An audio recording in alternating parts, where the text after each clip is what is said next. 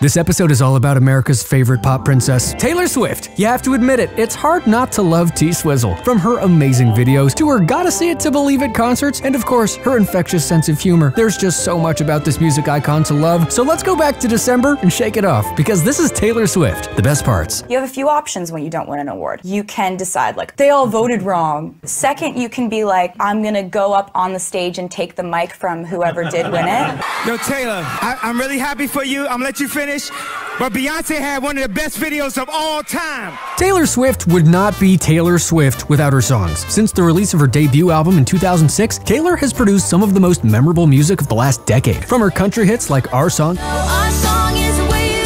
and You Belong With Me, to her pop hits including Shake It Off,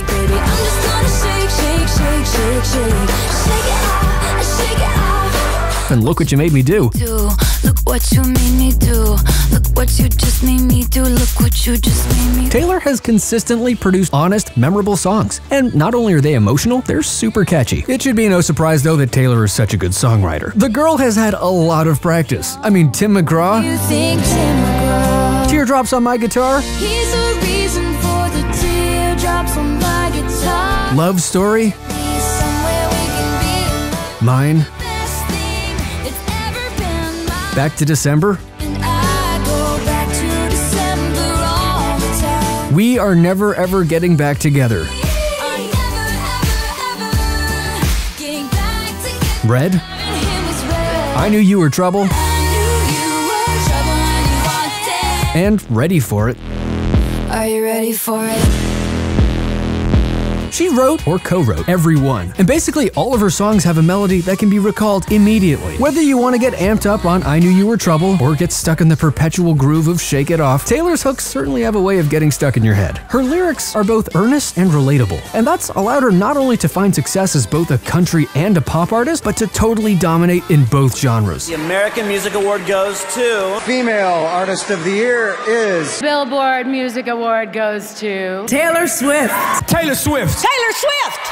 So she writes excellent songs, we know that. But what does an excellent song need? Taylor knows the answer, an excellent music video. Take Blank Space. Taylor blatantly makes fun of the perception of her in the tabloids. Almost like she's saying, you think I'm crazy? Well, here's crazy. The lighthearted Our Song music video perfectly captures the girl next door vibe of the song. I can only describe it as adorable. And who can forget the introduction of her epic girl squad in Bad Blood, which is one of the most watched music videos on YouTube. And speaking of YouTube, her video for Look What You Made Me Do garnered more views on the platform within 24 hours than any other music video in YouTube's history. Of course it did. It's riddled with cryptic messages begging to be watched again and again. But it's not just YouTube that Taylor dominates. She's won 10 Grammys, 19 American Music Awards, 23 Billboard Music Awards, almost 20 Country Music Awards, and she's been honored by the Nashville Songwriters Association and the Songwriters Hall of Fame. Plus, she's also featured in the Guinness Book of World Records. Taylor holds the title for most million-selling weeks on the US album charts, meaning her third, fourth, and fifth albums all sold over 1 million copies within the first week after their release. She also holds the records for fastest-selling digital single and most simultaneous US Hot 100 hits by a female. She would have the most simultaneous US Hot 100 hits overall if it weren't for the Beatles. But hey, she's not done yet. Maybe her new album Reputation will allow her to take that top spot. Look what you made me do.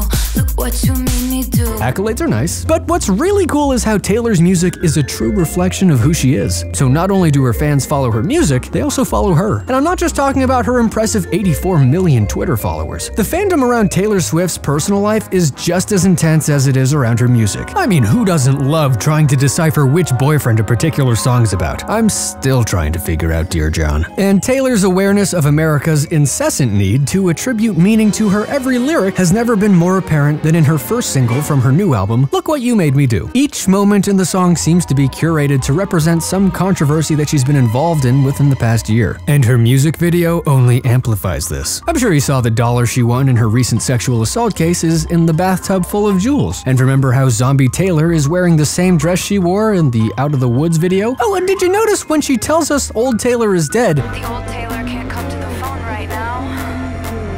Why?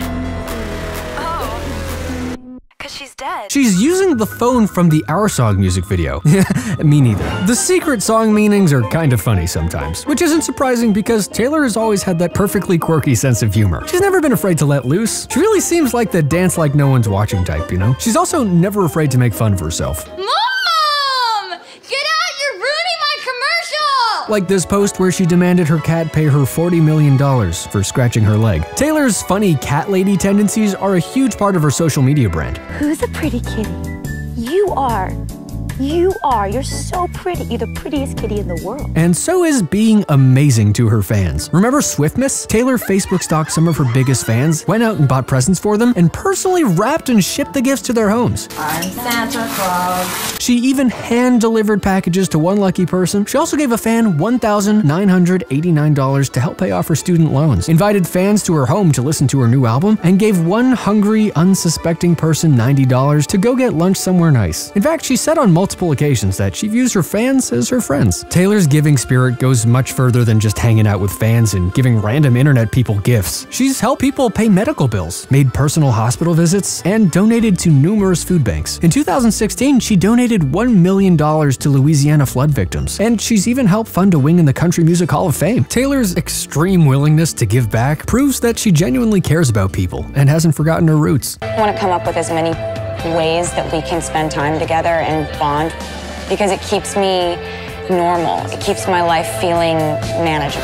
And regardless of what tabloids and social media throw at her, she's always been able to, dare I say, shake it off. She once commented on how she's able to ignore all the noise going on around her by saying, just because there's a hurricane outside doesn't mean you need to open the window and look at it. She's also said time and time again that her focus is on her fans and her music. And since that's the case, I'd say it's clear that she's doing just fine. Fans truly love Taylor Swift because even though she's the biggest star in the world, she seems like the sweet girl next door. She hasn't let fame change who she is at her core, and ultimately, that's why she keeps selling millions of records. She will always be relatable. Her efforts to remain grounded despite all the chaos is something to be admired, which is truly the best part of Taylor Swift. What are your favorite things about Taylor Swift? Tell us in the comments, and subscribe to this channel because I'll be back here next week to talk about more of our favorite things and the best parts.